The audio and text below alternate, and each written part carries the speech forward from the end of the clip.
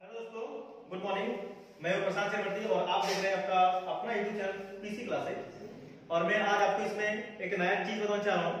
और कल मैंने सीधी के बारे में बताया था आपको। फर्स्ट वर्ल्ड वॉर बताए थे, सेकंड बताए थे, सेकंड बार क्या हुआ था ये भी बताया था मैंने।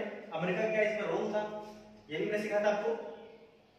इसके आगे हम लोग को तो कल था पार्ट 1, आज पार्ट 2 हम लोग देखेंगे। लेसन नाम है शीत युद्ध का दौर। लेसन 1 है पॉलिटिकल साइंस का है। इसको मैं 4 पार्ट या 5 पार्ट में कंप्लीट कराऊंगा और मैं टॉपिक बताऊंगा इंपॉर्टेंट जो आपके एग्जाम के लिए आएंगे। बन रही लास्ट तक और वीडियो को देखते रहिएगा। बात होती है क्या कि शीत युद्ध के बाद मैंने बताया था शीत युद्ध को आज हम लोग डिफाइन करेंगे। शीत युद्ध होता क्या आगे का तो ये समझ लेते हैं हम लोग। शीत युद्ध एक ऐसा युद्ध है जिसमें ना तो किसी अस्त्र की जरूरत पड़ती है, नहीं कोई इसके लिए युद्ध का मैदान आयोजित किया जाता है। ये केवल एक देश दूसरे देश पर जो है ना कटाक्ष करते हैं और ऐसा लगता है कि मानो युद्ध होने ही वाला हो, लेकिन युद्ध नहीं होता है। ये है शीत युद्ध। और शीत युद्ध में कौन कौन सा देश आए हुए थे? तो शीत युद्ध में 2 ही देश था, एक अमेरिका और एक यूएसएसआर, सोवियत संघ। ये 2 देश जो है शीत युद्ध के नाम से जाने गए थे कि 2 देश महाशक्ति था और यही दोनों देश जो शीत युद्ध के रूप में आगे आए थे। शीत युद्ध में होता क्या है, मैं कल आपको बताया था कि शीत युद्ध 1945 में स्टार्ट होती है और 1991 में जो है ये जाके समाप्त होती है। 1991 को ये समाप्त हो जाती है। ये 1991 में समाप्त होती है शीत युद्ध। अगर कभी क्वेश्चन करे एग्जामिनर देखिए क्वेश्चन आपको घुमा सकता है तो आपको उसमें फंसना नहीं है, आपको प्रॉपर आंसर देना है। अगर पूछे एग्जामिनर कि शीत युद्ध स्टार्ट कब हुआ था तो 1945, जहां कुछ जितना पूछे जवाब आपको उतना ही देना है। फिर अगर पूछे शीत युद्ध समाप्त कब हुई 1991। अगर केवल पूछे शीत युद्ध का डेट क्या है तो 1945 से 1991। डेट तो सबको पता हो गया, लेकिन इसमें एक और तरह से क्वेश्चन एग्जाम में घुमा सकता है कि शीत युद्ध किस युद्ध के बाद स्टार्ट हुआ। तो हमेशा याद रखिएगा शीत युद्ध द्वितीय विश्व युद्ध के बाद ही स्टार्ट हुआ था। शीत युद्ध द्वितीय विश्व युद्ध के बाद स्टार्ट हुआ था। हर में आंसर नहीं लगाया गया। जो भी क्वेश्चन उसको प्रॉपर पढ़िए कि ये डेट पूछा है या फिर कोई और सवाल पूछा है शीत युद्ध के डेट में। तो शीत युद्ध जो स्टार्ट हुआ था 1945 में, 1991 में समाप्त हुआ। कौन सा युद्ध के बाद हुआ था तो द्वितीय विश्व युद्ध के बाद स्टार्ट हुआ था। तो द्वितीय विश्व युद्ध के बाद 2 प्रमुख घटनाएं घटी। 2 प्रमुख घटनाएं घटी। पहला था शीत युद्ध और दूसरा था यूएनओ, यूनाइटेड नेशन ऑर्गेनाइजेशन, जिसको बोलते हैं संयुक्त राष्ट्र संगठन। संयुक्त राष्ट्र 24 अक्टूबर 1945 में इसका फॉर्मेशन हुआ, इसका गठन हुआ, इसमें बना था। और कहा जाता है क्या कि इसको सिर्फ और सिर्फ एक मकसद के रूप में बनाया गया था, एक संस्था है। संयुक्त राष्ट्र संघ बनाने के पीछे उद्देश्य यह था कि भविष्य में जिस तरह दुनिया फर्स्ट वर्ल्ड वॉर देखी, प्रथम विश्व युद्ध 1914 1918, जिस प्रकार दुनिया द्वितीय विश्व युद्ध को भी देखा, लड़ा, जाना और इसमें कितना हानि हुई इसको भी जाना, द्वितीय विश्व युद्ध, सेकंड वर्ल्ड वॉर। यूएन का इसलिए गठन हुआ था कि यूएन नहीं चाहता था या कोई भी देश नहीं चाहता कि भविष्य में तीसरा विश्व युद्ध भी हो। तो तीसरा विश्व युद्ध ना हो भविष्य में, इसके लिए ही यूएनओ का गठन, मतलब संयुक्त राष्ट्र का गठन 24 अक्टूबर 1945 को बहुत सारे लोगों ने, बहुत सारे देशों ने मिलकर निर्णय लिया और इसका फिर गठन किया गया। क्यों किया गया? तो भविष्य में तृतीय विश्व युद्ध ना हो, इसीलिए संयुक्त राष्ट्र संघ को बनाया गया था। बस इतना याद रखिएगा इस संयुक्त राष्ट्र संघ को बनाने के पीछे का उद्देश्य। आगे चलते हैं। आगे चलने वालों को पता चलता है कि इसमें एक टॉपिक पढ़ेंगे हम लोग। ये तो मैंने क्लियर कर दिया आपको। आज पढ़ेंगे क्यूबा का मिसाइल संकट। क्यूबा का मिसाइल संकट टॉपिक, मेन टॉपिक है यहीं पर कि क्यूबा का मिसाइल संकट। ये क्यूबा का मिसाइल संकट क्या है? मिसाइल संकट दूर है, पहले क्यूबा क्या है इसको जानता हूं। क्यूबा क्या चीज है? आप देख रहे हो ये क्यूबा लिखा हुआ है। क्यूबा इधर है यूएसए, इधर है अमेरिका, सॉरी यूएसएसआर।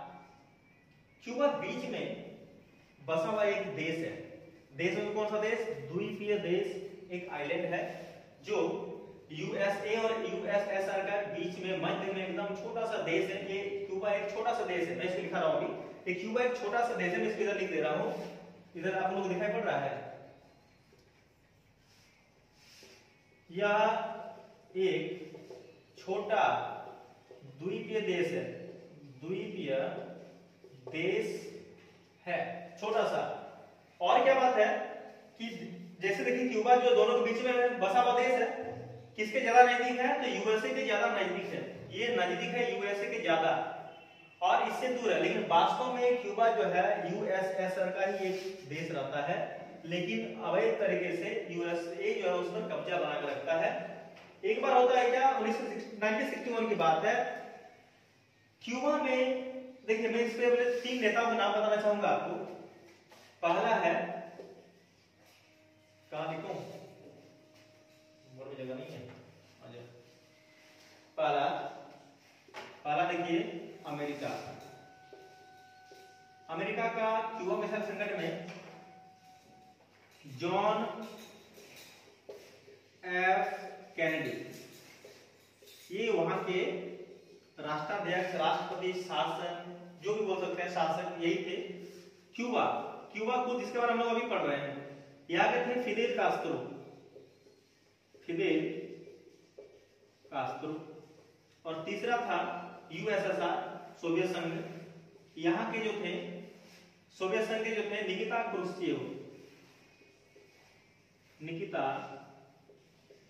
क्रुश्चेव, ये 3 वहां के बड़े नेता थे, अमेरिका, क्यूबा, यूएसएसआर का। और कभी पूछता है एग्जाम में कि यूएसएसआर का फुल फॉर्म क्या था, आप बताइएगा। Union of Soviet socialist Republic, यही इसका फुल फॉर्म है। जॉन एफ कैनेडी अमेरिका से थे, फिदेल कास्त्रो आपका क्यूबा से, और निकिता क्रुश्चेव यूएसएसआर थे। ये 3 नेता, देखिए क्या होता है, बात क्या रहता है कि क्यूबा के मिसाइल से तीनों नेता हुआ है, भाईचारे होती है। जॉन एफ कैनेडी और निकिता क्रुश्चेव, लड़ाई ये दोनों के बीच में है।